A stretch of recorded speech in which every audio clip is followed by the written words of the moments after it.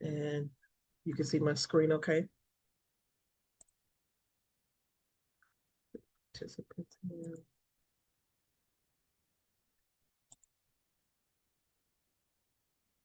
Until everybody gets in.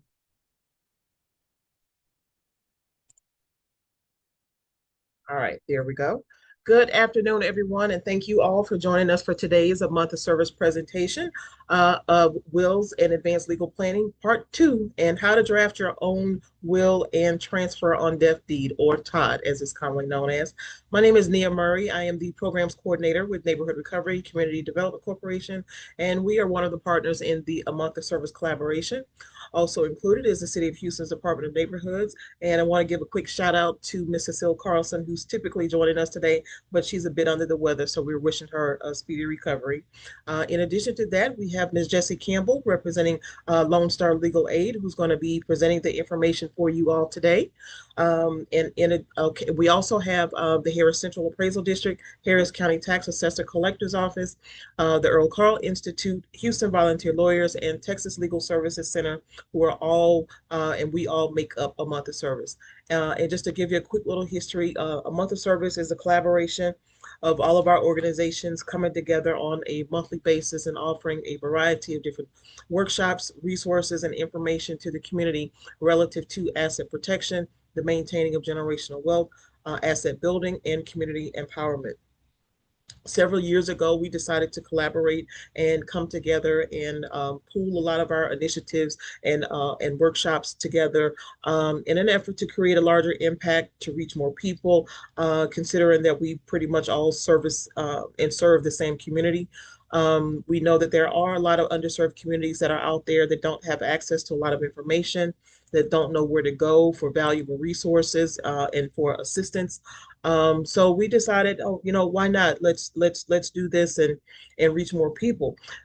This platform that we're on now via Zoom, which we had to convert to due to the pandemic, it has allowed us the opportunity to reach people outside of the city of Houston, Harris County, surrounding counties, and across the entire state of Texas, in some instances across the country, where people actually tune into our workshops and receive the information that we have to provide. Do note that regardless of where in the state that you're joining us from, information that is presented here is relative to the entire state of Texas. It is not just for the city of Houston or Harris County, but it is law there. The laws that and information that she's going to go over is relative to the entire state. So just know that. I know that there's sometimes, you see these things out on social media where they talk about wills and, trust and things like that, but they're not relative to probate and estate planning laws for the state of Texas. So keep that in mind as you're out there kind of doing some research and listening to things on social media. Know that what you make sure or ensure that what you're doing or what you're putting in place, that it's relative to this state. And then Ms. Campbell's also going to go over that kind of stuff too. Also note that information that does get provided here today is for educational purposes only. It is not to be considered legal advice. However, we do encourage you to reach out to our legal service partners like Lone Star Legal Aid, the Earl Carl Institute, and to Houston Volunteer Lawyers if you find yourselves in need of any civil legal assistance and need any help with drafting your will and other documents. And Ms. Campbell's going to go over information, other services that are available through Lone Star Legal Aid as well. With that being said, this is your opportunity to ask questions that you have. We do ask that you try to keep your questions to be as general as you possibly can and not to divulge any personal detailed information, as we are on a public platform. We do record this session as well as broadcast live on our social media pages. So we want to try to protect your privacy as best we can and not try to divulge any personal detailed information out here. This is not the setting to ask, real specific questions, but try to formulate your questions to be as general as you possibly can. If you're joining us on Zoom, you have the opportunity to type your question into the chat or wait until the end and you can unmute yourself and ask the question directly of the presenter. If you are joining us on social media, I am monitoring the comment section, so you can type your question into the comment section, and I'll make sure that it is read aloud at the end as well. So everybody will have an opportunity to get their questions addressed. And Jesse is really good also about when you're typing questions into the chat to kind of incorporate the answers to those questions as you're typing them into the presentation as she's going. So there's a lot of information that's going to be covered here today. We do hope that you all receive the information that was intended for you to receive by you coming here. You can come back as often as you like. We do this specific the Wills and Advanced Legal Planning presentation is scheduled for the first Thursday of each month. However, it is divided into two parts, and we're going to kind of get into that part as well. But again, thank you all for joining us. And we want to welcome you. For those that have come back and continue to support a month of service, thank you very much for your participation and for helping us to get the word out to other people that do also find this information to be beneficial. If you're joining us for the first time, we want to welcome you and thank you for joining us and being here today. So without further ado, we're going to go ahead and get started, have Ms. Jessie introduce herself and move right on into our presentation. So Jessie, you're on mute. Yes, Okay. I was like, first, let me unmute. Good afternoon, everyone. Give me 1 second to go ahead and get my slides onto the screen, and we'll get going. My name is Jessie Campbell. I am a directing attorney with Lone Star Legal Aid, and we are here to I'm just getting me set up. Sorry. It's hard to talk and move slides around. You're But okay. today we're going to be doing part two of our estate planning presentations on and for today, it's going to be discussing how to draft your own will and a transfer on death deed. For those of you who have not seen part one, I do recommend that when you have an opportunity, it is available on our YouTube page, as Ms. Nia just mentioned. And because on that one, we go over kind of a big picture things. I explain what all the documents are and what they do and why you would need them and things you need to be thinking about when drafting your own documents. As where today is being part two, it's really for those individuals who want to choose to try to draft their own documents as opposed to either applying for services or hiring an attorney. So, so let's get going. All right. So a little bit more about Lone Star Legal Aid. We are a legal aid service provider. We handle civil legal needs, and that is a wide range of topics that you see on your screen there. That includes consumer, employment, family, healthcare, housing, landlord-tenant, public education, benefits, estate planning, and probate. And so we cover a lot of things that we don't do are like traffic tickets, criminal matters. We don't handle criminal matters except for record clearing and things that are like personal injury cases. So, but for the most part, when you're talking about everyday kind of legal matters that people will encounter, we typically may be able to assist on those. We serve 72 counties in the eastern and Gulf Coast region of Texas and 4 counties in southwest Arkansas. So pretty much from the border with Louisiana up to as far west as Waco, and then from Galveston to Texarkana is where we are with 14 offices. Our headquarters are in Houston, which is where I am located.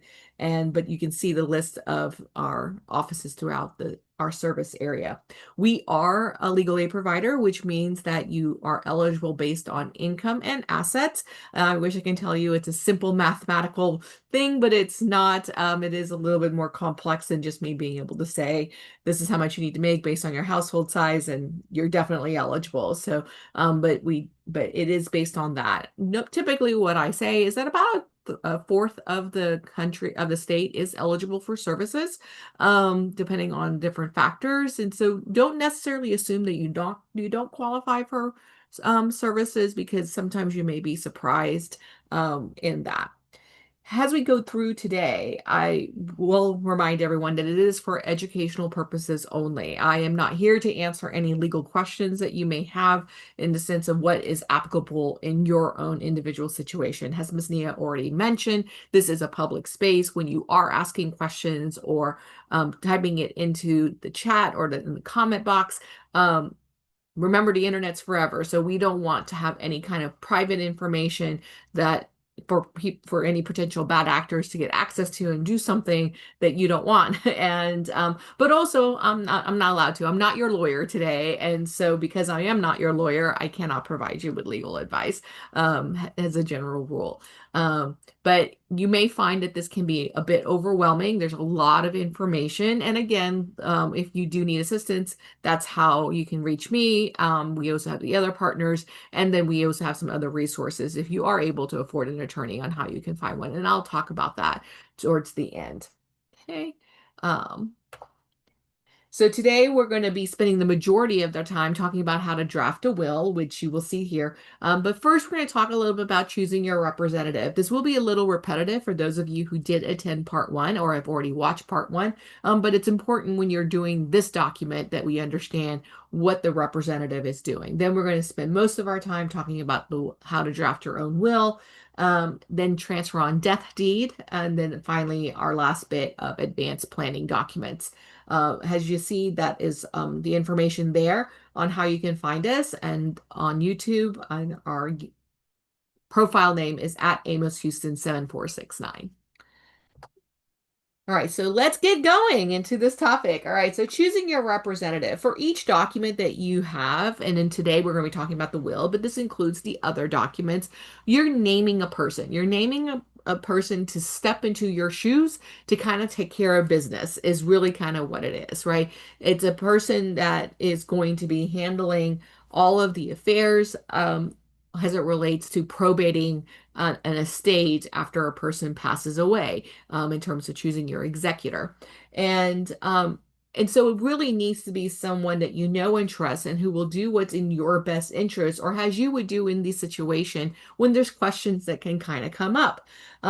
We highly, highly recommend that you select just one person and no shared authority. It doesn't mean that you can't do it, but the reason why attorneys don't recommend it as a general rule is because you can have conflicts. One of the reasons why we draft these documents and have them in place is so that we can provide instructions on what we want to happen with our property, how we want to have our estate handle, our medical decision making, and and so when you have a situation where you have two people, you can have some conflict, right? So you all of these best intentions of how you draft your documents, but then two people can come and play, and they may disagree on how they want to approach a question that was not specifically provided for in the document.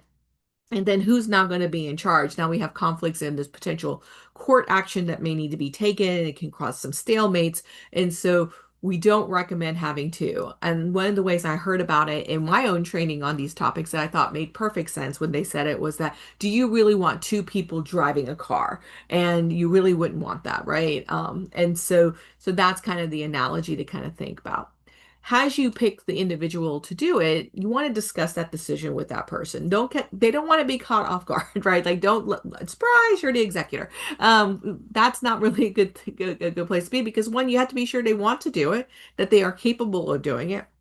And then also that they understand what the work is, what's being asked of them, and then empowering them, having conversations with them about your decisions, what you wrote in your document, what you would do in certain circumstances to kind of give them as much information as they need in order to be able to make a decision when you are no longer available to provide the answers yourselves.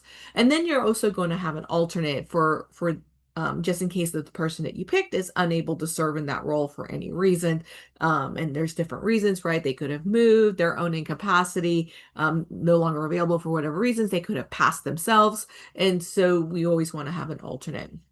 And so, because today we are talking about drafting our own will, I want to be sure that you understand what the role of the executor is, which is the name of the representative who handles an estate, and you are going to be naming that person in the will. The role of the executor is to handle the estate. I said that a few times. So, what does that mean? It means it's the person who's going to go hire an attorney, because you do have to have representation in probate court here in Texas. You cannot do that without an attorney. So this is the person who's going to be working with an attorney and going to apply for a probate proceeding. So going to court and saying, here's the will. We need to do what's instructed of us in this will. And they're the ones who's going to kind of of handle all of that administration.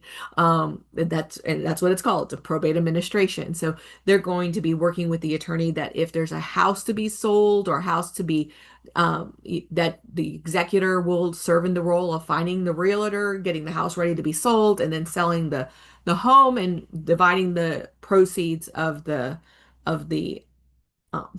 the sale according to the instructions on the will. Or if the house is going to be going has a is an inheritance for someone, then that executor is going to work with the attorney to draft what is known as a distribution deed, showing that the home has been passed from the person who previously owned it to the beneficiary. So those are things you're doing with the house. It also could include things like paying debt, like we need to have someone pay the final expenses, the medical expenses, credit card debt. What if the estate was owed money? So say there's a small business and there's a judgment and there was a lawsuit and the person who passed has someone who needs to go get the money. They're the ones who are going to pursue that action in order to be able to get that.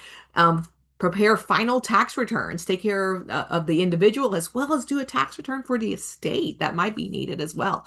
And so I think you kind of get the sense of what I'm talking about, what the executive are going to do. It's kind of like a job to some degree, but it's what you would do, right? Like if you were you got to pay the bills, you got to pay the mortgage, if you're planning on selling your house, it's kind of just taking care of all of those the last issues, the last matters that need to be kind of handled, dispersing the property. And so when you pick a person like that, think about that. Think about the fact that this is something that they have to be doing. And so you want to pick the person who can do that. And sometimes that's not going to be the natural choice, right? Like it may not be your spouse, it may not be your oldest child.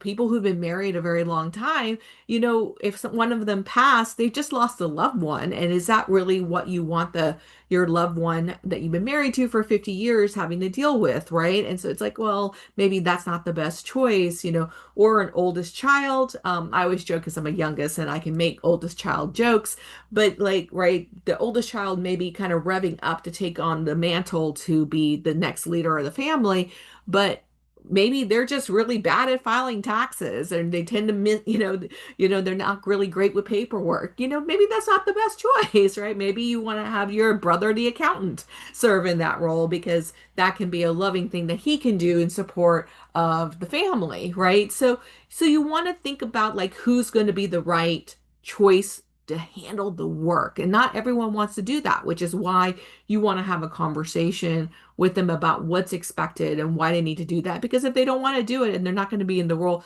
it can be a barrier. It can cause some problems with getting the will probated and then it's stuck and then we get some problems for the beneficiaries. And so you want to be sure you pick a person who is ready and able to kind of step into the role. And then you need to also have conversations with the people who you are not selecting, who are potentially the natural choice. If you have chosen not to name your oldest child as the executor and they would be expecting that, you need to go tell them, it's like, hey, honey, I know you want to do this because you love me and you think that this is the role you need to be taking. But remember, I'm not going to be here and you're going to be grieving, you're going to be sad, and there's so much work. I went to this thing and this Jesse, an attorney, said that it's going to be like 3 to 6 months, maybe even longer. It could be 2 years, depending on what's going on. You got to pay bills, you got to talk to the bank. And I just don't want you worried about that. I want you to help, your other parent and deal with that and let Uncle Bob take care of it. Uncle Bob has already agreed to do it. He knows what has to be done and he will take care of it. And that's going to be his gift to the family when I'm no longer here, right? So you want to have those kinds of conversations because when you're not here to have them, people do create stories in their mind. They'll be like, why was I not trusted? Did you not think I could handle it? And really what you've done is just made a logical administrative decision, but it still feels personal to the people around because it's still very personal um, situation that's happening. All right. Now with that, we can now move over into the drafting of the will in and of itself. So what does a will cover? I just kind of go over this briefly. I talk a lot about this in part one, so you can watch that if you want more details there. But generally, it covers only probate assets. And so what does that mean? Well, anything that's considered a non-probate asset kind of goes on its own way. So non-probate assets include retirement accounts. Those are your IRAs, 401ks, 403bs. Those you're going to designate a beneficiary. You're going to contact the financial institution where those accounts are held, and you're going to complete a beneficiary form. Life insurance proceeds, same thing. You're going to contact the life insurance carrier and you're going to complete a beneficiary document saying, hey, 50% to these people or 100% to this person. And you're going to name that beneficiary. Same thing with a payable on death account. Now, what is a payable on death account? Those are your banking accounts. Those are going to be your checking, your savings account. When you can set up your account in such a way when you would go to your financial institution to do this to say, hey, I would like to have a payable on death account change my current account to a payable on death. And same thing, you're going to designate a beneficiary. This is one of the things that I always remind everyone of, that sometimes you can avoid the probate process, depending on what's going on with your estate. But many people need, the only thing they need to do to go to probate for is their bank account. And so if you have a payable on death account, you can avoid the probate process, which could be lengthy depending on the situation, and you'll be able to gain access, your beneficiaries will be able to gain access to an account immediately, maybe bypassing the probate process altogether. So the same thing, designated beneficiary. There is a fourth type of account that you can hold, which is a joint tenancy with a right of survivorship. Now, this is for real property as well as personal property banking accounts. So just like this is not the normal situation. In Texas, when two people purchase property together or obtain property together, they own their half or their portion. So if three people did it, each own a third, right? They only own the portion that belongs to them. And when they pass, only their portion is passed according to the will or according to intestacy laws. That's what happens when a person passes without a will. Um, according to that, but the survivors, the other person who owns the property, doesn't automatically get that half. It's a misconception because a lot of times a couple will buy property together and that will be considered community property. And in most cases, if the person is married to if the two folks are married and all of their children are are the only children of both of them, and it's their combined children, the heir is going to be the other property owner, but that's not the case necessarily, right? So if two people bought a community property home, and there's children from a previous marriage, when the one person passes away, their children actually would inherit the property under intestacy laws, not the surviving spouse. And so it's kind of a misconception. If there is a desire to want to have the survivor, the other person who owns the property with you, to become the owner, then it needs to be converted. It needs to actually be an affirmative action. It doesn't, again, not the norm. You can convert it to a joint tenancy with a right of survivorship. I do recommend that if anyone's thinking about that, that they should probably consult an attorney to be sure that there's not some unintended consequence, some blinders that you may not be able to see around because you may not know what may be going on, that this might not be a good idea. Because once it's done, it's much harder to undo, much easier to get into, but hard to undo once it's done. So I always just say that is an option, but put an asterisk on that and really double check before you just automatically do it, that works for you. Otherwise, everything else is a probate asset. So, if your house, your furniture, your car, all of those are probate assets. And so you want to be sure that's what you're going to include. Now, that being said, on your non-probate assets, your retirement accounts, life insurance proceeds, and payable on death accounts, if there is no beneficiary listed on those, then they do become part of the estate. Then they will pass according to the terms of the will. But there's reasons on why you may want that you want the estate to actually get the funds. And that's kind of thinking your way through about what you need your estate to do. But otherwise, make sure you check those, because not if all, yeah, for most people, what they have is a house, a car, bank accounts, and personal property. And they may have life insurance, they may have retirement accounts. So with your bank accounts, your life insurance, and your retirement, if you have a beneficiary listed, well, you don't have to go through probate for those. The beneficiary would contact the financial institution, submit a birth certificate, not birth certificate, a death certificate, and then the funds will get dispersed according to the beneficiary that information that was provided. So that's your financial things. For a house, depending on the situation, and you're going to hear me talk about that today, you may be able to transfer that home via a transfer on death deed. And so that will also pass outside of the probate process. There's a similar document for cars, which is the designation of a motor vehicle beneficiary. You can do that for your car. Even if you don't do that for your car, there is actually a way for the car to be handled after a person passes um, to the beneficiary. You take care of that, so that takes care of your car. All that's left, maybe your personal property. And frankly, you probably don't need a probate court to tell you, yes, you can sell the personal property. Like you can have a garage sale or disperse the individual items that are owned. So kind of take that into account because all I'm going to be telling you about how to write a will today, sometimes you may be able to bypass the probate process. Now, all that being said, do not hear anything I just said to mean you do not need a will. As a lawyer, as a bad news, Jesse, I will say this. Every single person, regardless of their situation, regardless of their prior planning, should have a will. It is always better to have a will and not actually need it than to need a will and not have it. And so please hear that. And I'm going to tell you how to write your own will. So that way, if there is, you're going to realize, okay, that's not too bad. I might be able to do it. I can do it on my own.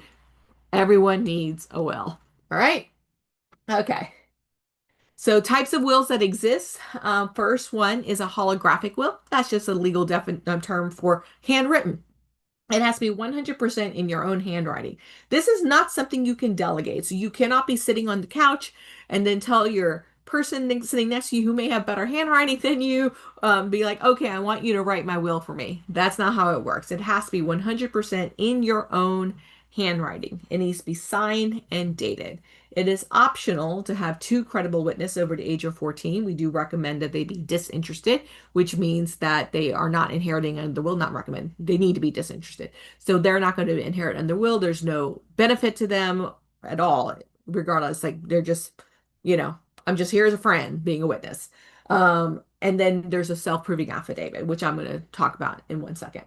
The second type of will is an attested will. This one is 100% type. You're going to take out your handy dandy typewriter if you're one of those or your computer, clickety clack, you're going to type it, print it out, and that's what an attested will is. It's a typed will.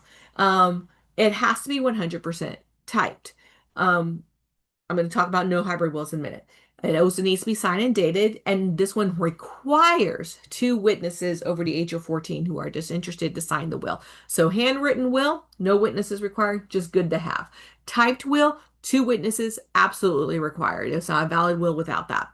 And so, and then for both of them, it is also optional to have a self-proving affidavit. Now, I'm going to tell you, you want a self-proving affidavit. What is that? So you're going to do your will, you're going to have your witnesses sign it. With the self-proving affidavit, you're going to be doing all of that in front of a notary, and the notary is going to be witnessing it. And then you're going to sign a separate affidavit that says, hey, yes, all of this was done in front of me. And what that allows, it makes the probate process significantly easier, because when you go to probate court, you have to submit the original will. And so when you submit the original will with a handwritten will, their judge is going to require two witnesses to come to court and testify that that is the person's handwriting. It can be hard to find people that way. I don't know how many people I know that's not related to me knows my handwriting. There's some people who can, but we're getting very digital nowadays, and so it can be difficult to be able to identify someone's handwriting. So that's what happens when you have a handwritten will with no witnesses.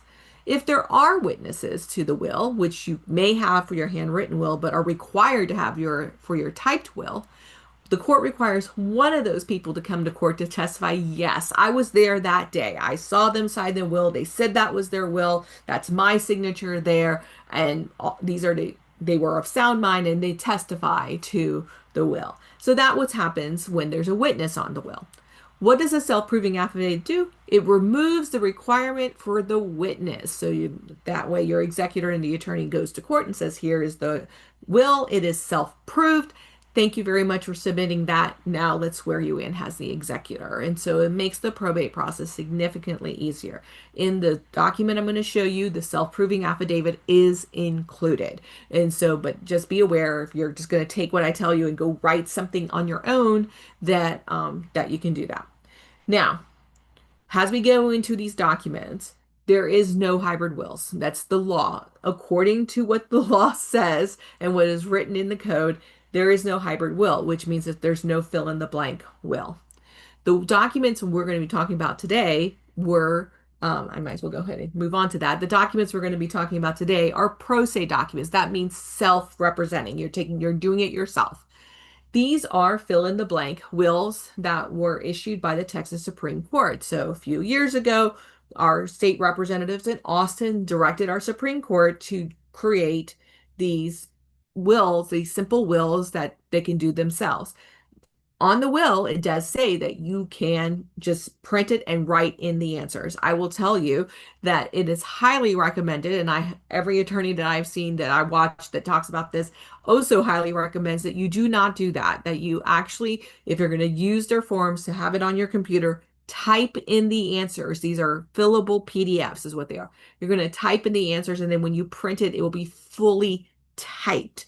And because that's actually what the law requires. And so I just don't like to skirt anything and the possibility that you end up with an invalid will because it wasn't clear. But we do believe that if you do have a copy of it and you write it in by hand, that it will be okay. But only these forms, which is why I don't want anyone walking away remembering that you can do that. Because if you pull something off of the internet and it's not a Texas Supreme Court approved form, then it's not going to be considered valid.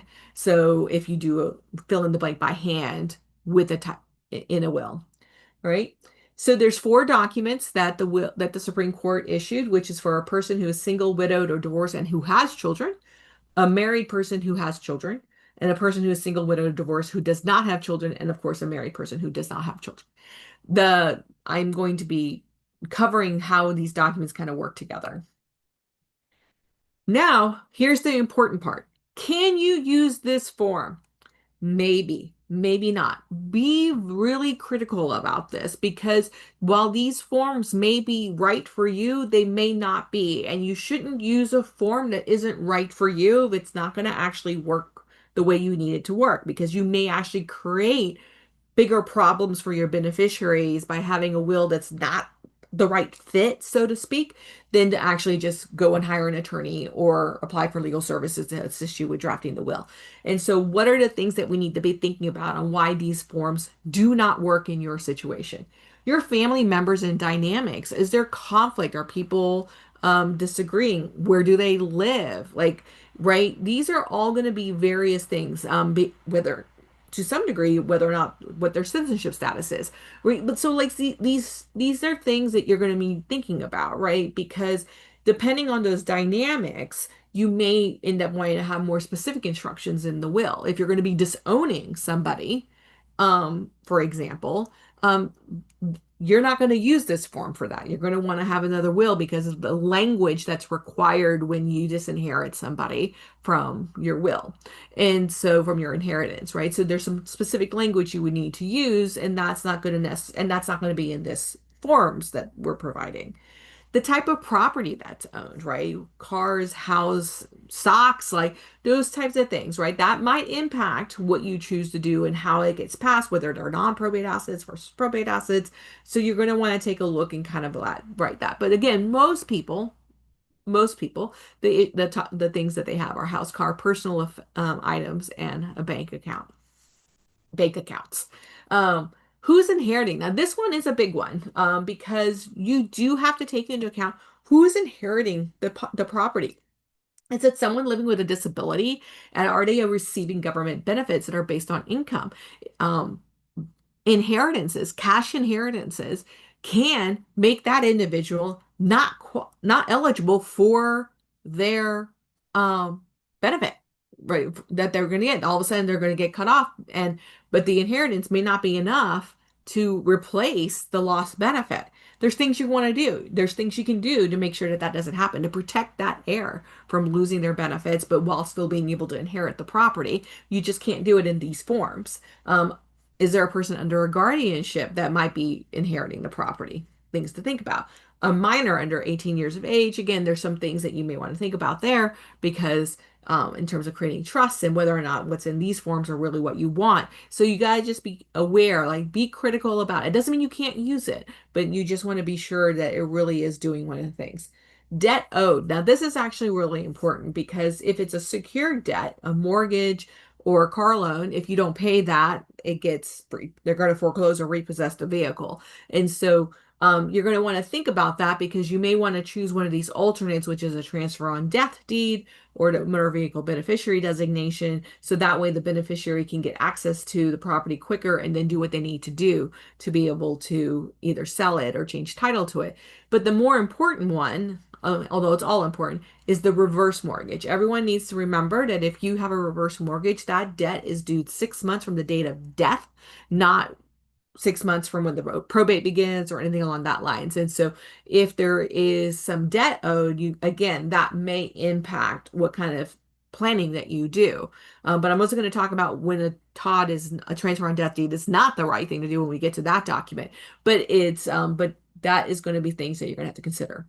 Special instructions that definitely cannot go into these documents. That needs to go into the will written separately. And so what are special instructions? Special instructions include I want the house to be sold and the proceeds to be split equally among my three children. But Susie, my eldest, was really great about, replacing my roof when I needed it replaced 5 years, in 2010. And I really want her to get her money back because she paid for that out of pocket. So I want the first $10,000 of the proceeds to go to Susie and then the rest of it get divided. That's an instruction.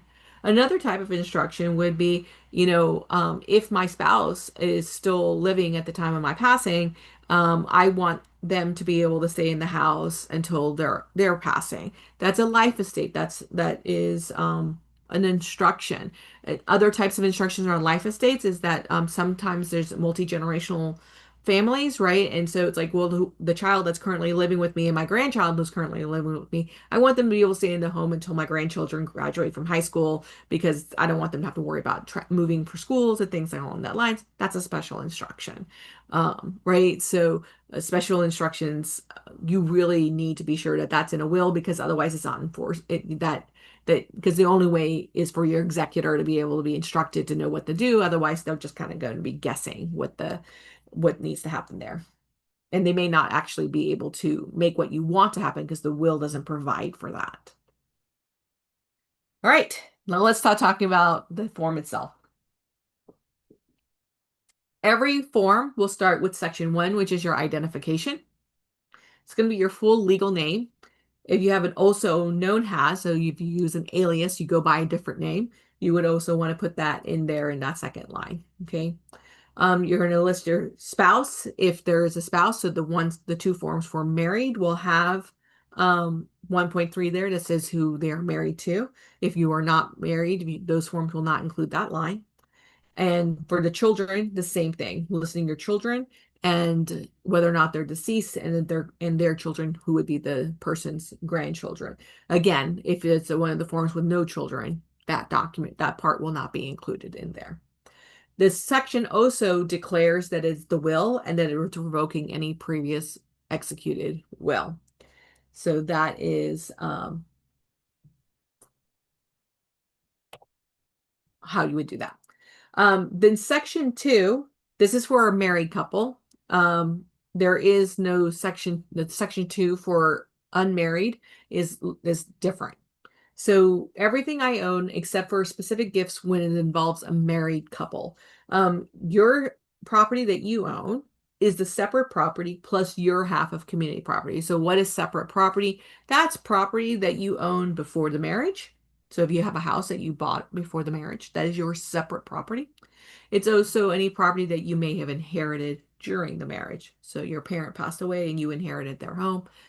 It's your separate property, even though you were married at the time of the inheritance. So that's what separate property is. What is community property? any property that was purchased at the time of marriage. Important to know this in the state of Texas. It does not matter what the deed says. If only one person is listed on the deed when they purchased the property and they were married, it is still community property. So that there has to be an affirmative process to change community property into separate property, and it can't just be done unilaterally. It can't be one spouse just going in and putting themselves as a single person and then removing the community property interest there. So that's what you own. So option one is what you see on the screen here, which is a gift to the spouse. If I'm going to give everything to my spouse, if they should survive me, if they do not survive me, then I want it to be divided equally among all my children. Okay, again, this is with children. It'll look a little different when it's without children. Um, and so that is number one. Okay, so next is option two. So option two is your spouse is not inheriting. So everything that you want is going to be given to your children. So that is option two. Does not matter if your spouse survives you, does not matter if it's community property, does not matter at all. The interest that you own at the time of your passing, which is all of your separate property plus half of your community property, will get divided equally among all your children. So this is also something really important to notice about these documents, and now you'll hear me repeat it a couple of times, which is that these documents do not create specific percentages. If you have three children and you say everything to my children, those three children are inheriting 1/3 of everything, period. So again, the special instructions, those things that what if you want someone to inherit more than that, right? Like it's like, well, Bob's going to get the car and Susie, well, that's not fair because Susie's not going to get a car. So I want her to have, more like an additional $10,000 for my inheritance. That you cannot do that in these documents. It has to be, well, there's a way to work around it, but you cannot pick that. You cannot pick like section two as being like, this is everything, right? Because it don't get to be divided equally, right? So you're going to pick one or the other if you have a spouse. If everything is going to children, including the house, then you're going to skip to section four, right? So this is if ever there's no specific gift. I just talked about specific gifts. There's no specific gifts. Everything. It's everything in one umbrella. We don't care what else there is. All to the spouse. We're going to skip to section four. If all to the children, skip to section four. Now, section four is also section two. So now we're talking about, section three. So now this is where we get to specific gifts. This is everything I own except for the specific gifts. Oh, I'm so sorry. This is everything I own for the single, widowed, or divorced individuals. You're just going to list the person. So, right, you're going to write down Bob, Susie, Janet. And that's going to be, and they're each going to get 1/3 because Bob, Susie, and Janet are each getting 1/3. And so this is everything that you own. If everything is being given to these individuals, then you're going to skip to section four, right? So just to recap there, because I think I might have flubbed that up a little bit. So for those who are married, there's going to be a choice between picking your spouse. Everything goes to spouse. For those who are married with children, there will be an option of everything to my children, even if my spouse survives me. If you're picking one where you are single, widowed, or divorced, then it's going to be you just listing everybody. Section two is about everything you own. Okay. Now, section three is specific gifts. It looks the same on all the forms. These are the individual things that you want to do. So we're going to sell the home. Okay, great, right? But if you have $10,000 in the bank account, you're like, Susie fixed my roof. Susie's going to get that $10,000. So you're going to list Susie here, right? Um, oh, um, I'm sorry. Section three is the house. So this is the house. I am so sorry, y'all. I apologize for this. This part is for the house. If you're giving your home to somebody, you're going to list that, right? My three kids, Susie, Bob, and my grandson, Jake, is going to get the property. They're each going to inherit the specific percentage, a third of the home, right? So they're inheriting subject to the mortgages and the liens, including the reverse mortgage. And so they would have to either be able to pay for that or they're going to plan on selling the home and pay off the mortgage, right? So that's going to be that. We're going to be talking about a transfer on death deed at the end. Afterwards, just be aware this section is talking about the house, but if you do a transfer on death deed, that takes priority over the will. So if in this document you say, I'm going to give it to Bob, Susie, and Jake, but then later on you execute a TOD that says you're going to give 100% of the house to Susie, Bob and Jake are not getting anything because the transfer on death deed has given everything to Susie. Similarly, if it's in reverse, if you did a transfer on death deed 2 years ago, giving all of the house to Susie, but then you write a will today saying, I wanted to go to Susie, Bob and Jake are not getting the house because the transfer on death deed takes priority. So just be aware of that. If the transfer on death deed is filed, if you change your mind, you cannot change it only in the will. You need to go and revoke the transfer on death deed that has been filed. Now we're talking about personal and household items under specific gifts. So each person again will get a equal share. So this is all of it. This is not an individual grandma's favorite blanket, right? Or quilt. It's not the china. This is everything. Everything on a personal property, my furniture, my clothes, my jewelry, all of it. This is going to be shared equally for each person, right? So you're going to name Bob, Susie, and Jake there. Bob, Susie, and Jake are going to get 1/3 of all of the personal property and household items. Okay. If there is a disagreement about, like, say, Bob and Jake really want grandma's quilt, they both want grandma's quilt, it'll be up to the executor to decide who gets the quilt. Executor reserve has the has the tiebreaker there. Again, these roles that the executor is going to be the person responsible for managing the estate. And now we get to the specific property and their specific rights. So this is where you can put down, I want Susie to get $10,000. I got $10,000 in the bank account. I want Susie to get that $10,000 because she replaced my roof. You don't have to explain all of that in there, but you can. It's like $10,000, Susie. You're going to put that information. Grandma's diamond ring is supposed to always go to the first grandchild of the family. Well, that happens to be Jake. So Jake's going to get grandma's diamond ring, right? And so you're going to want to be sure that you include that. Be really careful about similar names. This is a funny joke in my family, which is not it, which is the absolute truth. Almost every man in my family is named John or James. So you can walk into a family reunion and you can say James and half the men will turn around and you say John, the other half will turn around. So that's a lot of similar names, right? And so if you have similar things, which does happen quite more frequently than you think, be sure you're listing which one it is, right? Like if Jake, if there's another Jake, be like, Jake, with this date of birth to make sure that we're clear on that, or Jake, daughter or son of Janet, right? Like you want to be sure that it's really clear who it is if there's similar names. Also, you want to make sure that your property description is also clear. If there happens to be two diamond rings from grandma, you might want to be sure that they know which diamond ring Jake's supposed to get and which diamond ring someone else is going to get, right? So be sure it's also specific enough that you can identify the property without you being there to say, that's the one I meant. All right. Next is the independent executor. I've already talked about this in pretty good detail when we were talking about choosing your representative, but this is the person you're going to choose at this point in time. This is where you're going to list them. The requirements for an executor is that they must be 18 years old and the court must approve them. There are things that can prevent a person from serving as an executor, so you just want to kind of keep that in mind. Uh, the law recently did change about people with felony convictions being able to serve as the executor, but there's rules about that. So if the person you want to serve as your executor is a person with a felony conviction, just double check that they can actually serve because it can, but there's rules around that.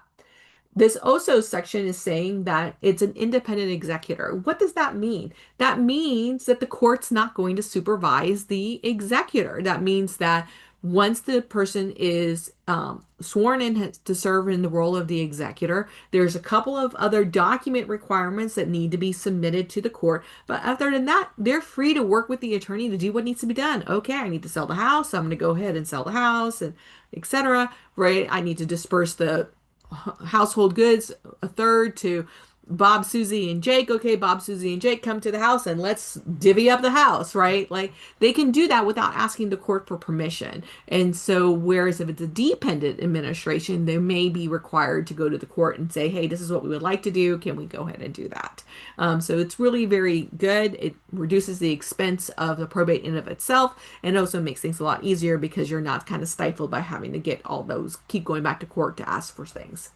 Only one person at a time can serve, and so you can list up to your chosen executor and then two additional choices that you can list there. But you don't have to list three. You can have just one alternate. But if you have two alternates, go ahead and do that.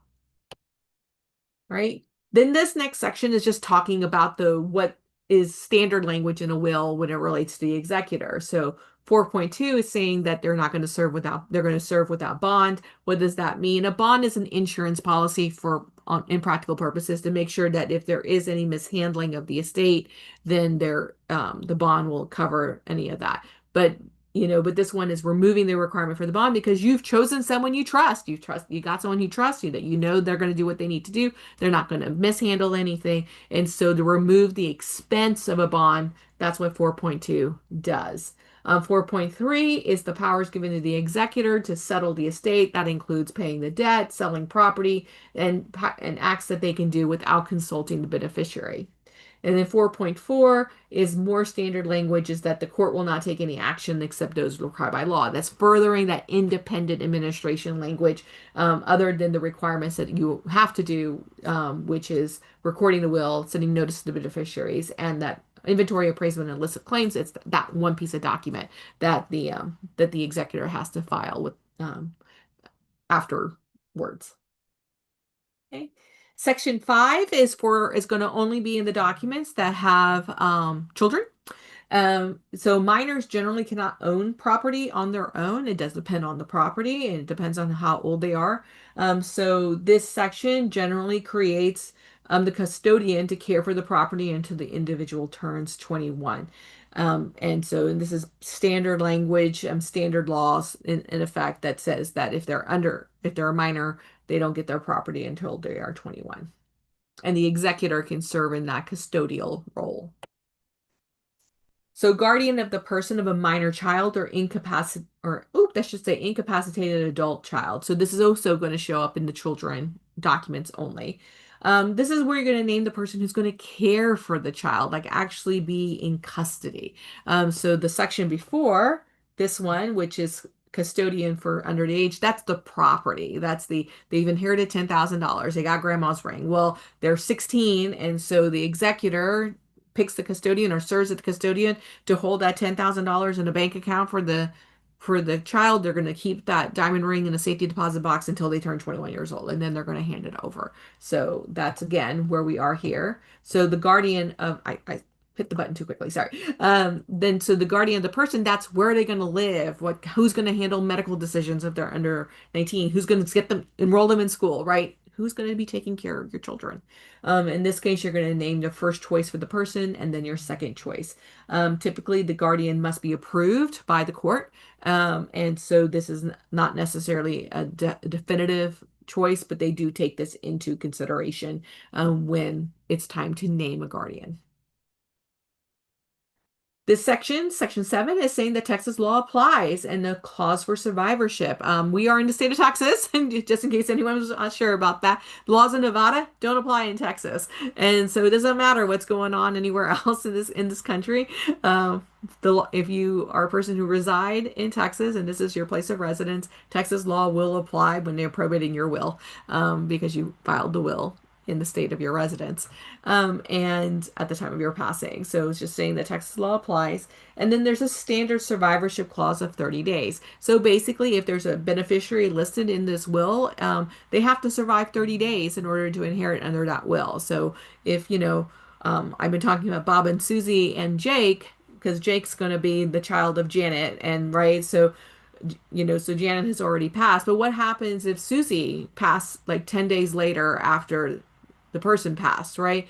Well, Susie, the, by the 30-day survivorship clause, they're going to treat it like Susie didn't, Susie had already pre-passed, right? She had passed before the person, and so her portion will be handled according to what the terms of the will is, or be handed off to the, or only Bob and Jake will inherit, right? So that's basically saying the person needs to survive for 30 days. Otherwise, they're going to be treated as if though they passed away before the person who did pass. Standard is 30 days. It is highly recommended because sometimes people are together. People are together in car crashes or in car accidents, and sometimes they both can happen in a short time frame between them. And so it's just to make the probate process a lot easier as it relates to the family.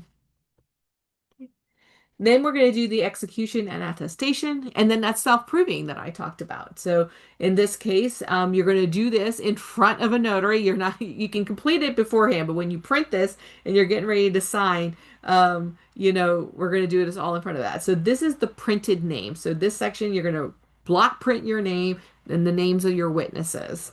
Okay. And again, these witnesses need to be disinterested and over the age of 14.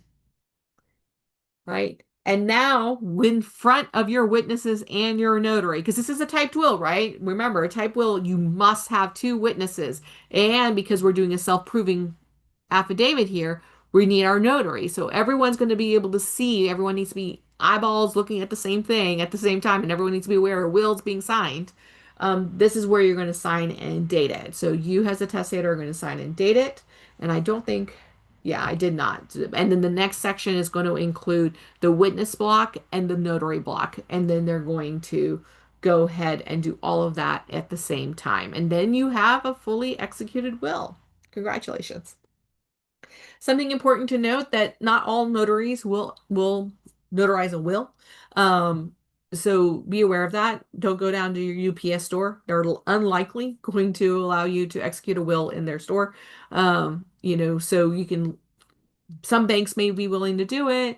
There's other notaries that you can hire, but that being said, NRCDC, Miss Nia's organization, does help with notarizing wills when you write them yourselves, and she'll will share that information with you in the email that she sends out. But just be aware, you can't just don't plan like on just going to any old notary. Call and make sure that they will do it. Right. So now what do you do next with the will? Staple the will and then do not ever, ever, ever after that unstaple it because any damage to the will, any writing on it, any, marks out can be viewed as a destruction of the will and will void the will. So once you unstaple it, it can be viewed as a destruction of the will and that you did not intend it to be a valid will anymore. So we do recommend that you make a copy of it before you staple it, and then after that, just make copies of the copy.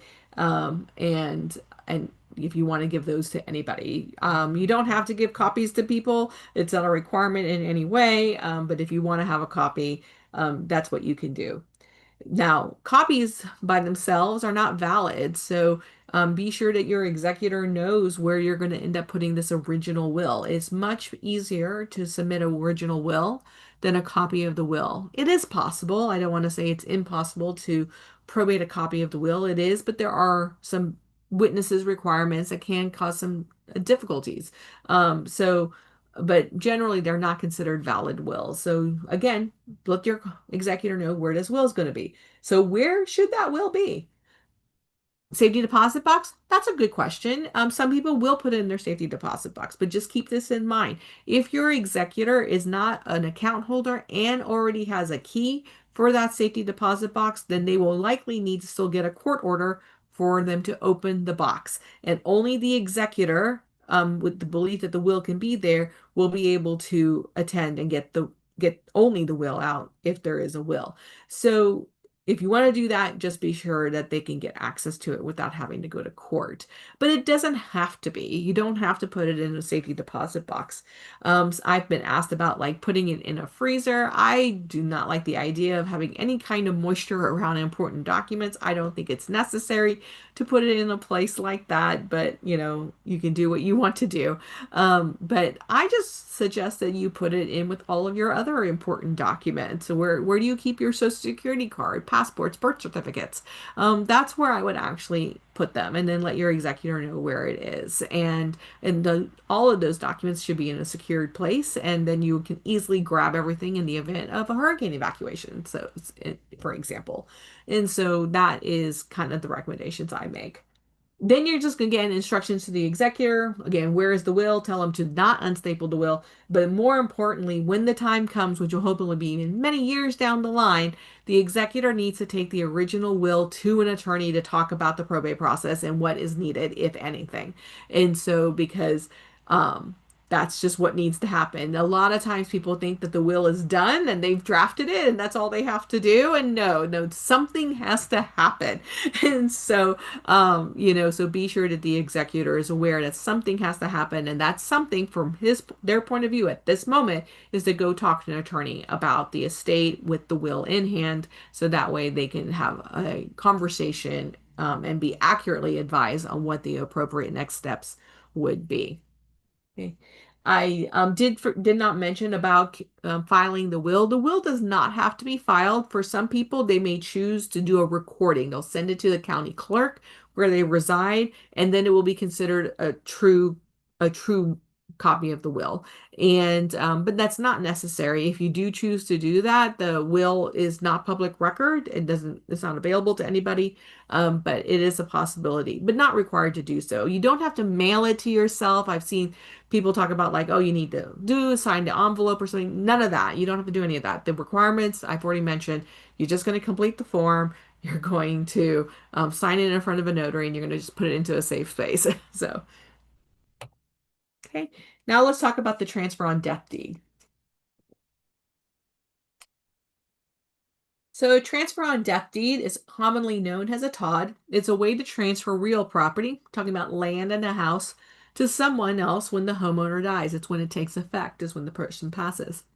As I already mentioned, it avoids the probate process. Because the deed is on record, the only thing that needs to be done is a recording of the death, and then the TODD will go into effect.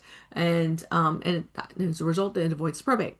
Very useful solution for people where it works best for them. Again, it takes priority over will. Just as a reminder, it does not matter when you write that will, doesn't matter at all. If there's a transfer on death deed on file, it's going to control over the will.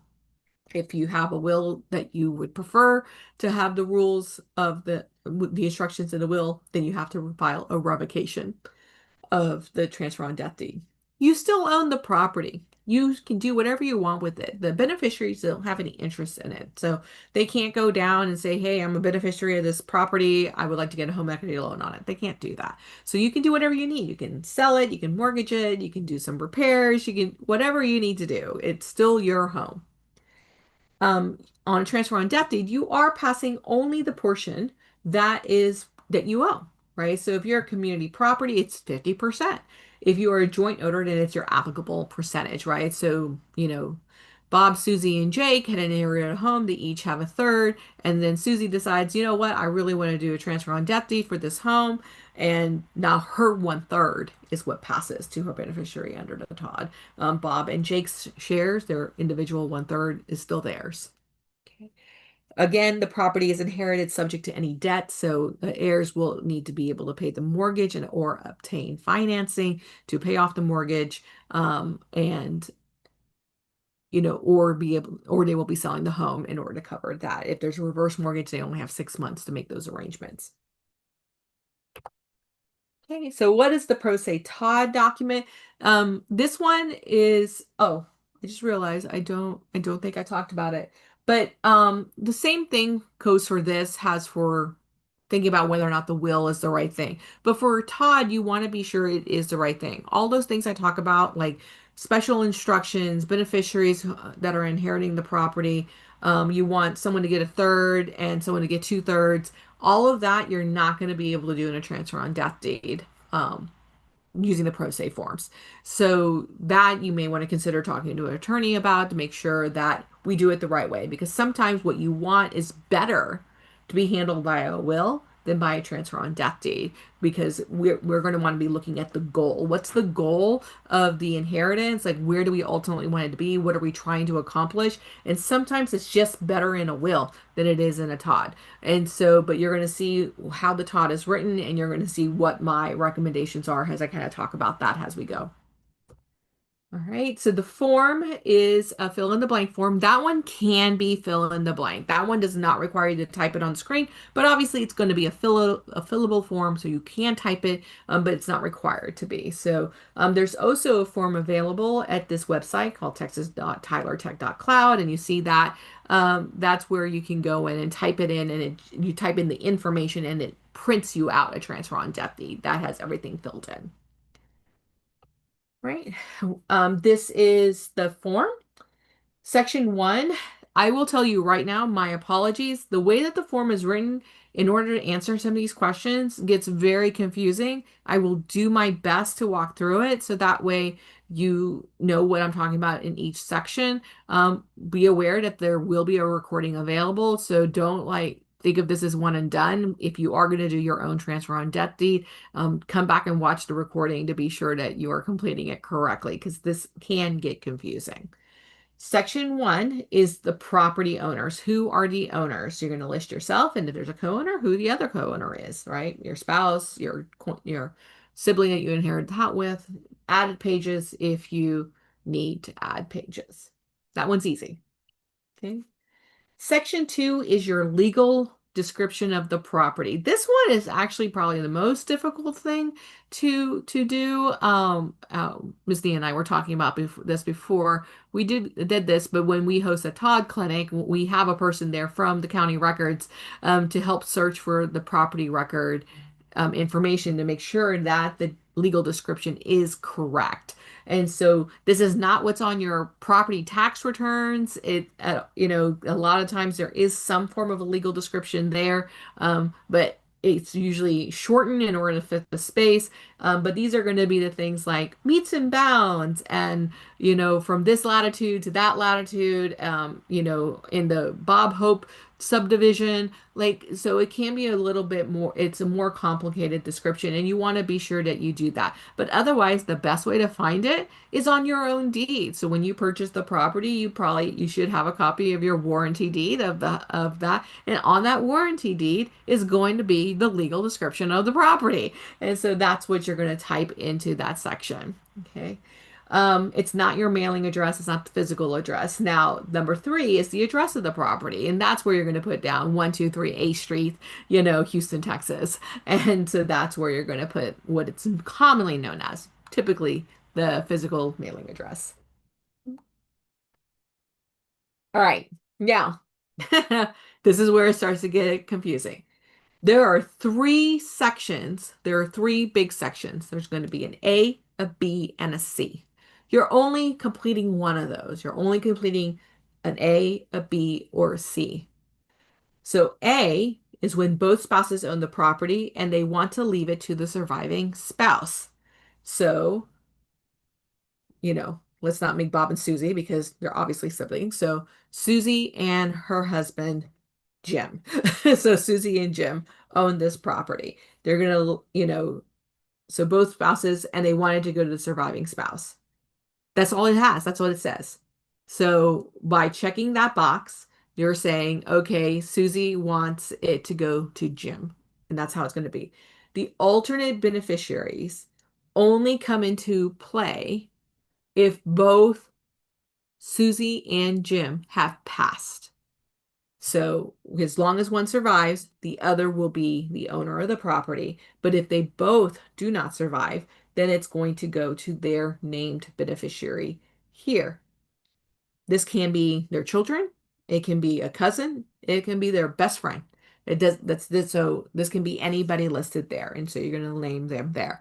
You can have more than 2, but then they will be inheriting their percentage, right? If you have four people, then four people will own a quarter of the property if both of them have predeceased. Okay. So that is the situation there. Okay. This is where I'm going to talk first about multiple inheritances. Sometimes you got to think about whether or not the TOD works, not because it is good for you as the testator passing the home on, but whether or not the beneficiaries are going to be able to do what they need to do. If more than one person inherits the property, there can be conflict. What if one person wants to buy the house or sell the house and the other person wants to live in the house? Those are things that they're going to have to figure out amongst themselves, and that can create conflict between them. If you believe that they're not going to be able to do that on their own, come to a conclusion, an agreement on their own, it may be better to put this into a will where the executor will have some mediative ability to be able to negotiate between them and then ultimately make a final decision if they are not able to come to an agreement. So that's going to apply for any time we talk about more than one person inheriting the property under a TOD. If you think that they're not going to be able to come to consensus on whatever it is that needs to be done next with that property, then you should put the house into the will and make whatever instructions that you want to have in there so that way we can minimize the potential conflict and that can fracture a family being real. Um, After the fact. Okay. So picking A, if you are married and you want your spouse to inherit the home. Now we're going to go to B. Only one spouse owns the property. So now we're talking about separate property. So Susie owned the home before she married Jim, and Jim has now moved into the property, right? So in this case, we can name the primary beneficiary. I designate my spouse as my primary beneficiary. So this would be Susie naming Jim has the beneficiary here. And then if Jim passes before Susie, then the alternates come into play here. Then that's where it's going to be, whoever the alternates are. So the primary beneficiary is still the spouse, and the alternate beneficiaries only come into effect when if Jim predeceased Susie. After that, if the spouse survives, so if Jim survives and he has now inherited Susie's separate property, he gets to do whatever he wants with that. So if Susie had children from a previous relationship that she was like, hey, Jim, I want you to be able to live in the house as long as you want, but when you pass, I really wanted to go to my kids. Section B is not what you pick. No B. Because B, if Jim survives and he takes the property, we're just relying on Jim's good word that the kids are going to get it.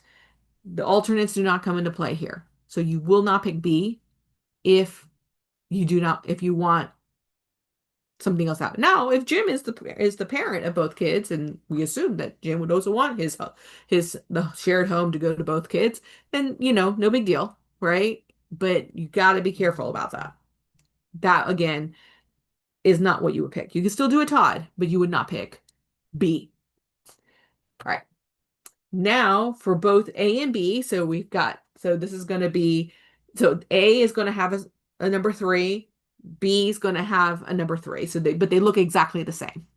So this is going to be what happens beyond the alternate beneficiary, right? Um, so right here you can see the number 2, you're naming the beneficiary, the alternate beneficiary. So in both of them, alternate beneficiaries only come into play when both spouses have passed, right? So remember that. So A, both spouses have passed, alternate beneficiaries are inheriting the property. In B, if Jim predeceases Susan, alternate beneficiaries are inheriting the property. So in this case, both of the couple have passed. And so now we're looking at what happens with the alternate beneficiaries. So and this is a choice, you're going to choose what's going to happen here, right? So if the alternate beneficiary is a child or a sibling, then you need to complete number 3. So section A is that if one of the children should pass, what happens to their share, right? And that would be that the deceased alternate beneficiary will go to their children. right? So that would be Susie's grandchildren if something should happen to one of her children, right?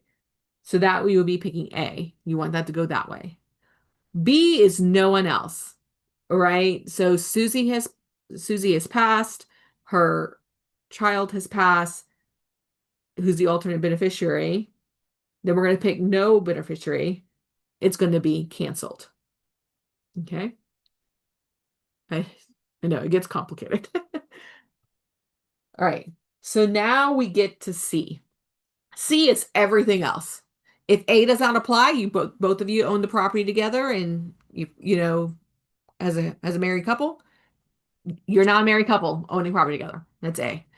B, you're not owning a property, has a single homeowner and you don't want it to go to your spouse. B doesn't apply. C is everything else. C is what many people will pick. So you're gonna pick C.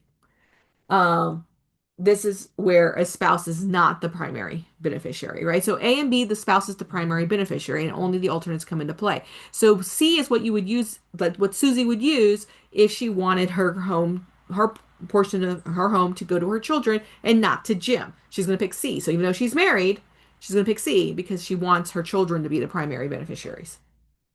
And so then you're going to list the names of the primary beneficiaries. You're going to list the names of the alternate beneficiaries, just like the first one, right? So think of it this way, right? C is when you're not naming your spouse, you're naming your children. You're going to put the children as A. You're substituting your children for your spouse. And then alternate beneficiaries in the event that both beneficiaries do not survive, then it will go to the alternate. Okay. So now, oops, we're going to the next part. Under C, there's an A, B, and C. You must complete the A, B, and C under C. So, right. So the first set of A, B, and C, you're picking one. You're picking an A, B, or a C. If you pick A or B, you're going to go all the way to the end of the form. You're going to skip all of this because A and B, everything's in there. But if you pick C, you're going to now do an A, B, and C. So in each one of these, you're going to want to pick one, right? So this is basically a way to try to prevent a probate problem. It's trying to prevent that we don't know where the house goes, who's going to own what. That's what all of this is. So just think of it that way. It's if this, then that. If this person has passed, then I want the property to go this way. And that is essentially what it is. So A, if you have more than one primary beneficiary listed, so Susie has two kids, which I've not named. So kid one, kid two, right? So Susie has two kids, and kid one passes away, but kid two survives, right? What do we want to happen here? A is that the property that would have gone to kid one now goes to grandchildren one. So that's A. B is no one else. That means that the entire property goes to kid two. Grandkid one does not inherit the property. Okay. So that's A. You got to pick one, right? And so for B is what happens if both kid one and kid two unfortunately have passed before Susie has. And so now we have grandchildren. What do we want to do here? This can get confusing, so follow me. The options are to go to the alternate beneficiary. So let's go back to this section. So you had one and two, then you listed alternate beneficiary. So kid one, kid two, and then, alt one, alt two. So that's completing alt two. That's section two. Under B, we have the option to do one of two things. A is, hey, kid one and kid two have predeceased me, but they both have grandchildren. Grandchildren one, grandchildren two, and three. Those children are going to inherit their parts. So kid one had grandchild one is going to inherit half the property. Kid two had grandchild two and three inherit a half of the property. All right, so that'd be a quarter each. And so that is what A is. It's like send it to their children. That's what we want. Their heirs, according to their will, their children, right? That's how it's going to be. Or section B there is that you wanted to go to the alternate beneficiary. right? So both kid one and kid two have passed. Now it's going to alt one and alt two, not grandchildren one, two, and three. Okay, so that's you're going to pick one of those two. And then section three is what happens if an alternate beneficiary does not survive, right? So now we have primary one and two, kid one and two have not survived. Alt one and alt two have not, alt one or alt two has not survived. Now, what do we want to do with that? It's the exact same thing as B. A is all right. Well, since alt one and alt two, one of them has not survived, it's now going to go to alt grandkid one. Their portion is going to go alt grandkid one, or it's going to go to alt grandkid two, right? Like so, that's going to happen. Or no one else. If the alternate beneficiaries have passed, so now everyone, so now there's no one, right? Kid one and kid two has passed. They don't have grandchildren, or the alt one and two were the heirs, even though the grandchildren are there, right? So then alt one and alt two is also passed. Now what do you want to happen? Which is no one else. They don't want anything to go to anyone else, and the deed is canceled. And now the house will pass according to the will. Right. So once we get to that unfortunate situation where no one has survived, it is now going to pass according to the will. And that is a reason why you need a will, right? Better than have a will and not need it than need a will and not have it, because now you can have a very complicated probate because the transfer on death deed has been canceled because of the lack of survivors. And now it's going to go to who is named as the beneficiaries of the residuary estate under the will. Okay. All right. No questions have popped up yet. So, all right, and that's it. You're gonna sign it, and then you're gonna do what you need to do next. Once you complete all of that, and you've watched this video like 4 times, make sure that you completed each section well. Just read it. The instructions are on the document. Just read the instructions. You can see how much that I really kind of had to think about how to do that. So take your time. If if you do your own thing, there may be like a legal advice clinic you can go to where they can maybe look at it, make sure it's correct. Hopefully we may be hosting a Todd clinic where you can come and do that. But like it can be complicated, and you don't want to do it incorrectly because you can't correct it once you're not here to correct it.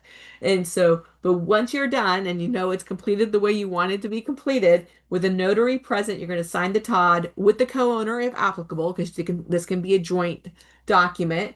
The notary will sign and put the notary seal on top of that, and then you must record it. What does that mean? You must file it.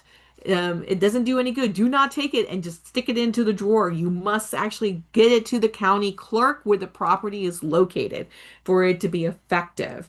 There is a cost for it in Harris County, which is where I am. It's going to be about $36. But it does depend on the county. Each county has their own fee schedule and how much they would charge. And then once it's recorded, the clerk will return that to you. You're going to put that in with your will and your other events planning documents, keep it in a safe place, and let the relevant people know where it is. And then, again, as a reminder, if you change your mind, you must file a new TOD or a revocation if you want the will to govern for the property. Okay. The good news is that we are pretty much done with the two hard things, and now I'm going to talk about the other forms. So the other forms are easy. That's the good news. I'm going to spend almost no time talking about it because the ones on the left under statutory form, they're already written for you. The folks in Austin have put it into the code, and they have passed the law and into the code on what these documents have to say. And so you don't actually need to do very much on it other than to check off the box of what you want to be done in them. The statutory durable power of attorney is the document that you would complete in the event of incapacity to make financial and legal decisions. So you're going to look at the form. It's going to show you all the powers that the person will have. You're going to initial, cross out, or give all of the powers to that person, and then you're going to sign it with with a notary, and then that will be it. You get to choose if you want it effective immediately or only upon incapacity. There's no right or wrong there, but it's all laid out for you. You don't have to write anything else in there. You don't have to go figure out what it needs to say or anything. So, a medical power of attorney is what that sounds like. In the event of your incapacity, that's the person you have named to be able to make medical decisions on your behalf. Same thing. It's already written out. All you gotta do is just write in the names and sign and date it with a notary, and then that will be executed and complete. The advance directive to physicians, it's commonly known as a living will. These are end of life decision making in the event of a irreversible illness as well as a terminal illness. It's kind of letting you know, it's making your wishes known on whether or not you would like life-sustaining treatment or if you would like to be able to be passed peacefully. That is also a statutory form. It's already outlined, and you just have to decide what you want for each one. And then a declaration for mental health treatment. These are for individuals who are at risk for psychiatric hospitalization, and this will provide the instructions of what they want as it relates to emergency treatment, medication, isolation, treatment along that lines. And that again is also statutory. Now, I go into more detail about what each of these documents mean and what you need to be thinking about when you're executing those documents with in section 1. So if you're not sure, you're like, oh my gosh, Jesse, you just told me all of that in like a minute. That's too much. I, I have more questions about that. Please go watch part 1 because I do spend more time talking about that. Since today is about drafting, we don't really go through that because the forms are already written. Miss Nia is going to send you copies of those templates for you to be able to see what they look like. There are some additional documents that are not statutory forms, but they are extremely simple. A declaration for a guardian in the event of later incapacity. That's in the event you become permanently incapacitated and a determination has been made that you need a guardian to take care of your not only yourself, the person, physical care, but also of the estate, which is the financial and legal affairs of the war of the person who has lost capacity. That's naming the person that you want. It's a super simple form. HIPAA release, this is not what you complete with your doctors when you go check in with your doctor. This is a general HIPAA release, so that way your medical power of attorney and your guardian can obtain medical information from providers across the board. It's a generic one. Again, that's also standard language, and there's nothing you have to do about it other than naming the people that you want to be able to get that information. A supported decision-making document. They're again pretty simple. This is a good document for people who have diminished capacity. That basically means that they need some support. They may not be able to make some decisions on themselves, or they need some help making decisions. But and it's useful for children who age up that again may need some support, but also for those of us who are aging where we may get some diminished capacity due to age. But again, that's also a very simple form, pretty standard language, and all it is just naming the person. And otherwise, the language is pretty standard. And so that is it. I can't believe I'm done at 2:30. As a reminder, this may feel overwhelming. And you're like, oh my goodness, Jesse, is that really all I need to do? That seems complicated and more difficult than I would like. Um, hey, you can ask for help. In addition to, I'm Lone Star Legal Aid, so that's my information that's up there. Love it if you need my help to come and talk to me. But my friends and colleagues at Earl Carl and Houston Volunteer Lawyers are also pretty darn spectacular. So I won't take it too personally. But just know that assistance is available to you. And it doesn't hurt. All it takes, if you believe there's a possibility that you qualify for services, it only takes the time it takes to complete the application. And if you're not eligible, then you know what to go on and do next. But if you are eligible, then we are able to find you an attorney to help you draft these documents. And so just kind of consider that as you decide how to do moving forward. And Nia's going to include all of that information in her email. I realized I didn't have a slide with all of their contact information on there as well.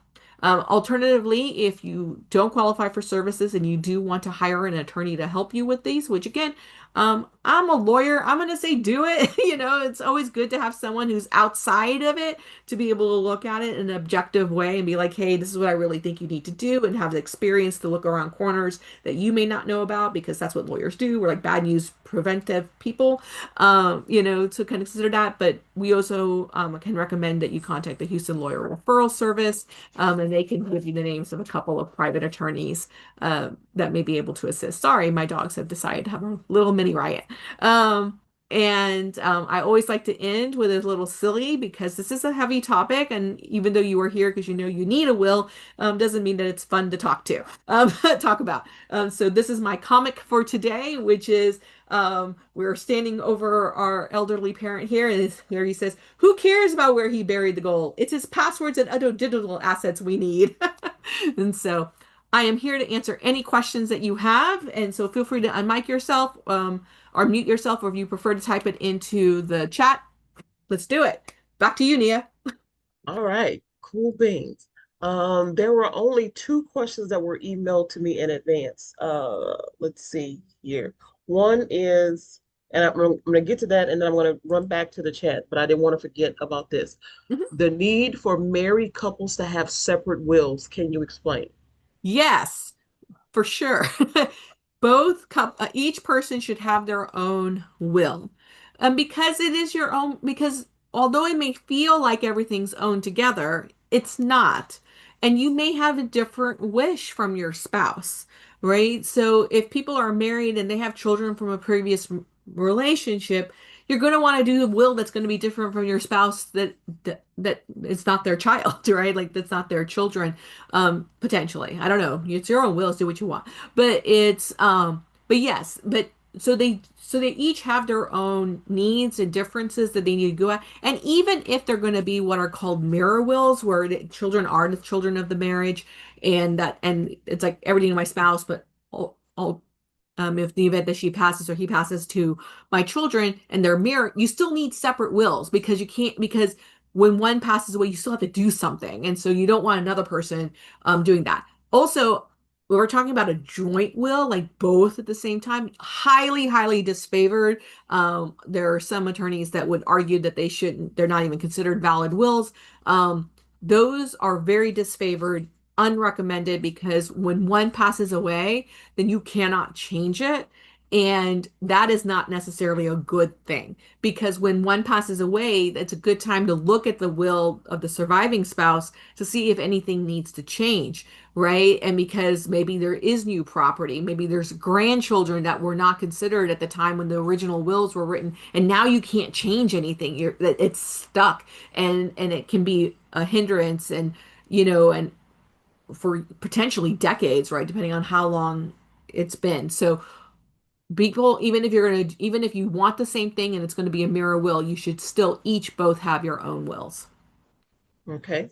The other question was about wills versus trust. That seems to be the biggest question that we get from a lot of people. Yeah. So I do talk about that in part one, probably a little more deeply, but I'm going to do my best to kind of give you all the information as I can here. So the thing about trust is that you may need one, you may not need one. I am not antitrust. However, I am antitrust if the only reason why you are doing it is to avoid probate, because that's usually the reason why people say they want to trust. Here's the thing. We are in Texas, and the Texas law applies to us. If you're listening to national experts, like on one of the morning shows, or you somehow ended up on the law side of TikTok or something, right? You don't, one, you may not know what state they're in. They may not tell you what state they're in, but they're talking about things generally, right? So usually you'll hear a financial expert say, I will never write a will. I'm going to create a trust because then I can avoid probate. Probate in Texas is actually not bad. If you actually remember what I just talked about, right? This will that I just went through, pretty basic will, is that we said that the executor is going to be independent, doesn't have to talk to the court about anything. There's going to be no bond. There has to be one court appearance, which takes like 10 minutes. The longest amount of time is waiting for everyone else to finish their part, right? If you're the first in the line on that hour, you're done in like 10 minutes. And then there's one piece of paper that one document that you have to file. Everything else is outside of the court process. Guess what? You still have to do all of that for the trust. Like it doesn't negate the work that still needs to be done. You still have to do a deed of the home into the trust. You still have to do that. You still have to create something for minor children, like what's going to happen to that. And oh, and by the way, even if you do create a trust, you still need a will to put whatever you have that may not have already been transferred into the trust to transfer into the trust. So, and so the thing, so that's why it's like if the only purpose is to bypass the probate process, you may not achieve that even with a trust. So, probate in Texas is pretty simple and a well drafted, properly executed will. A trust is useful in the right situation. So the question you have to ask yourself is, why do I need a trust? If it's just to avoid probate, that may not be a good enough reason. Other reasons why you may need a trust is that you need to make sure that someone is inheriting the property, that may have benefits be affected. They may be under a guardianship, and so you might as well go ahead and put it in a trust. Tax planning. A lot of times, sometimes you're going to do tax planning. If you have a taxable estate, you may want to consider doing into a trust. So there are reasons for that, but it's not necessarily going to be because I just wanted it to be easy. And by the way, creating a trust actually may be more expensive than the cost of writing the will and doing the very simple probate that may be possible. So that's kind of the distinctions. I will not say, don't, please don't mistake. Some financial experts are talking about very real things. In Texas, estate planning is a will. That's not the same in other states. For other states, it is a trust. That is what you do because they are complicated probates, just not in Texas. Okay. Just wanted to make sure that that got put out there. Yeah, no, I understand. It is the most common question. Can we revoke or cancel a TOD? hmm Yes, 100%. If you change your mind, you can definitely change it. If you want to, you can do a revocation. You just file a revocation in the county court where the TOD is filed. If you want to have a new person, you would just file a new TOD. The subsequent TOD automatically voids out the old TOD. So you don't have to do both. Some people will do both. You can do a revocation and a new TOD at the same time.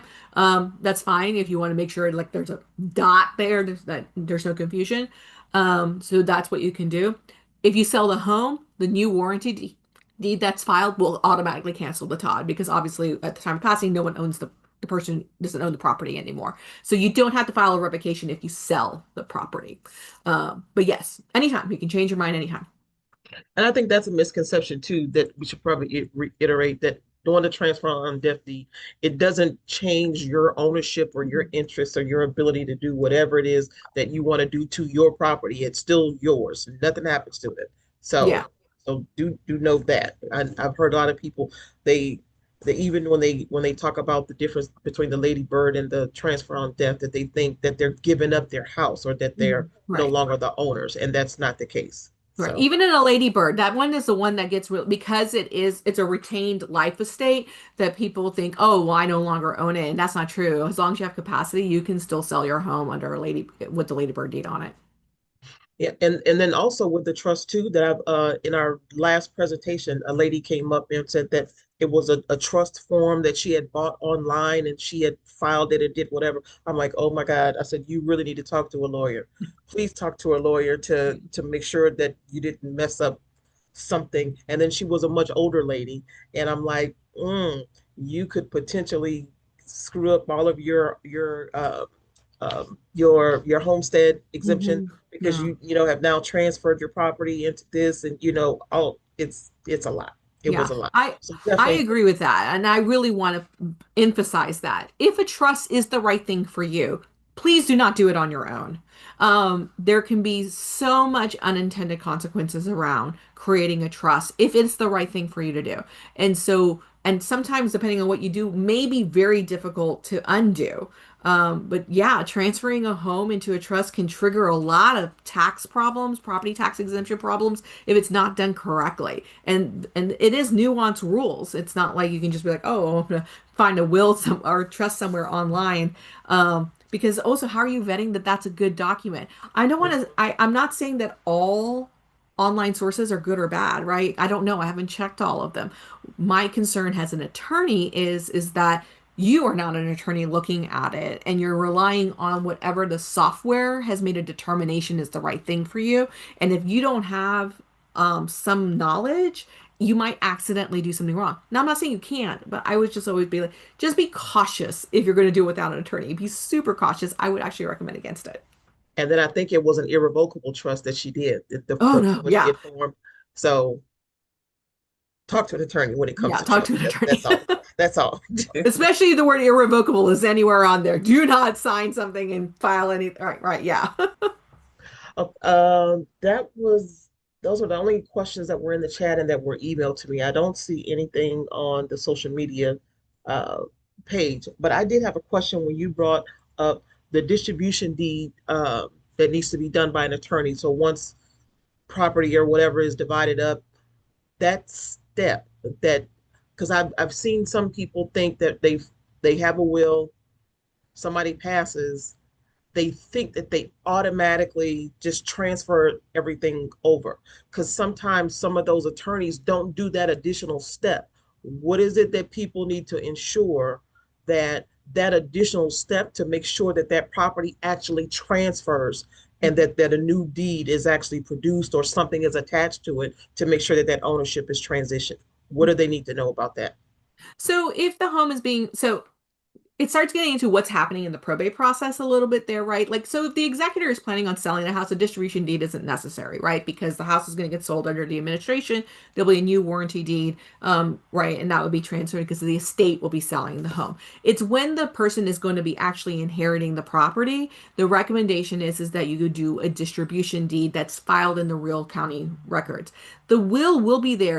It is part of the county records as well as what it says who owns the property, but putting the distribution deed in place and actually filing it just puts that clear dot there, right? It makes it clear that when someone is looking in the property records and title companies are looking in the property records, it's absolutely clear that who owns the property and how it was passed. Even more important than that, if the family actually decided to do something different than what's in the will. And so hate to break the news to people, your beneficiaries can kind of change things on their own, right? Like, because like if like Bob and Susie and Jake inherited a home together, and then Bob and Jake are like, we have our own homes, like, right? Like, we got our own homes. It's fine, Susie. You get the property 100%. We're cool with that, right? But then there's no documentation that says that. Like, there isn't a distribution deed that says based on family settlement, or there's one distribution deed to all three, and then there's gift deeds conveying their interest. Like, there's different ways you can do it. Now, if all we have is the will and that's the only thing on record, Susie has a cloudy title because, and when she wants to sell the home 20 years from now, and Bob and Jake are have moved to Europe because they won a lottery or something, right? She's not going to be able to do that because the records are not clear. And so the expectation of relying just on the will has the demonstration of who owns the property is something that you know, may or may not necessarily be a good thing. Now, you can admit a will has a minimum of title only, and that order is what says it. That's what, in a distribution deed may not be needed at that point. So it does kind of depend, which is why you have to have an attorney, right? When they talk about like you can't represent yourself, but it is for the attorney to kind of look at the situation and be like, yes, this is the documents that we need to file to be able to make sure that you have clear title. Okay. And speaking of clear title, that's the next part that's coming up. So next Thursday is the inherited property and clearing title and other probate concerns. What happens after someone passes is going to be covered in next Thursday's presentation, and that's online via Zoom at 1 p.m. As well. The fact that it's been over, almost 2 hours now for just this presentation, and then the other presentation that you do, which we again we had to divide into two parts. The first part, she goes into very extensive detail about each of those individual documents and the execution and what needs to be notarized and all that, and why do you need each of those. That's done in part one. Part two was this, strictly about the wills and the transfer on death deed. The reason being that we had to split that up is because it's too much information to go into that much detail in that short period of time. As you can see, again, 2 hours we spent talking about the wills and the transfer on death deed mostly. So to get into the extensive detail of all those other documents as well, and why do you need each of them, it's a lot of information, and your head would be spinning completely if we had to sit there and go over that much detail in one presentation. It's too much. So next week's we're going to get into the inherited property, what happens after your loved one passes, with a will, without a will, when you've got multiple heirs, and what needs to be done, the whole probate process itself. So if you do have any of those types of questions, definitely attend the session next week. But this is more like the preemptive side of things, what you need to do in advance, what you need to do to properly plan and prepare. And I try to tell people that, one of the best gifts that you can do for your family or for your heirs is to make sure that they have this kind of stuff put in place already, because there's nothing worse than trying to have, go through a grieving process and handle affairs of somebody at the same time while you're trying to grieve and nothing's been done. That is the most stressful, time consuming, you know, mentally taxing thing that you can actually do in a situation like that. So we're asking people, and pay it forward too. Let your neighbors, let your heir, your own heirs, your kids, or whomever know that this is the kind of stuff that we need to get out there and get distributed to the community. Not necessarily you being the advocates to say this is how you do it and how you fill it out, but this is the information you need, and this is where you can go to get the help or get the information to explain it. Please don't listen to the street committee. I call them the street committee because people, all those different social media sites and people that are out there, those law and order experts, that watch the CSI shows, that think that they know everything about the law because they've seen it on TV. Yeah, it's not accurate. Just please make sure that you're getting accurate information from a reliable resource, professionals in those fields that can provide you with the right information as it relates to Texas law in your particular situation. So I just wanted to stress that importance. Are there any other question from any other participants that we have that are joining? Because I don't see anything else in the chat. Speak now or forever hold your peace. That's what I wanted. But it was a lot of information, Jesse. Thank you so very much. Um, Thank you. Quite informative. You are very welcome, and I hope you all got the information that you needed to come for today.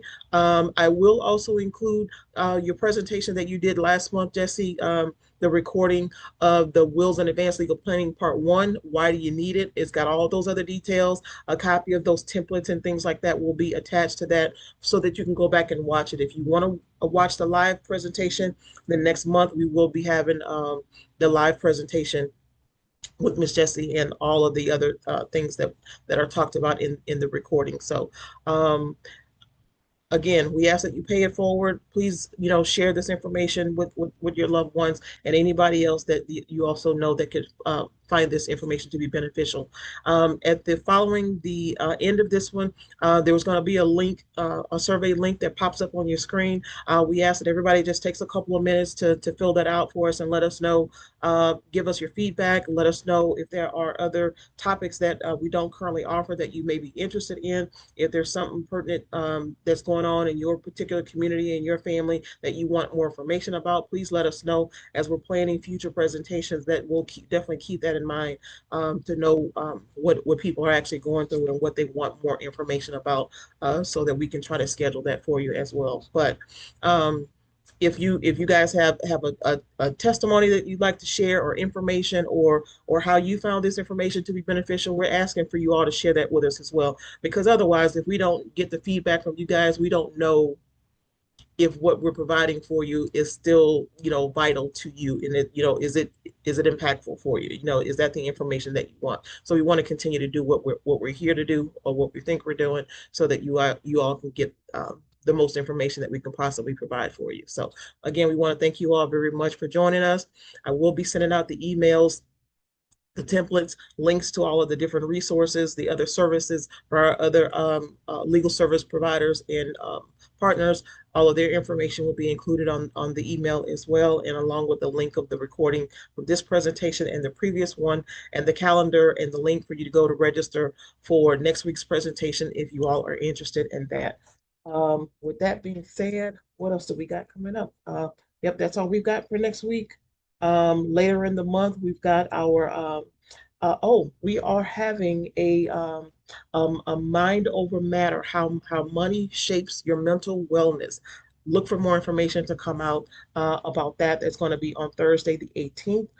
We have our property tax and exemptions and payment options workshops, property tax foreclosure, and a voter registration, new laws and processes presentation that's going to be up this month. But all of that's going to be included on the calendar that we send out to you guys so that you can get more information about that. So, all right, Jesse, is that it? Is there anything else?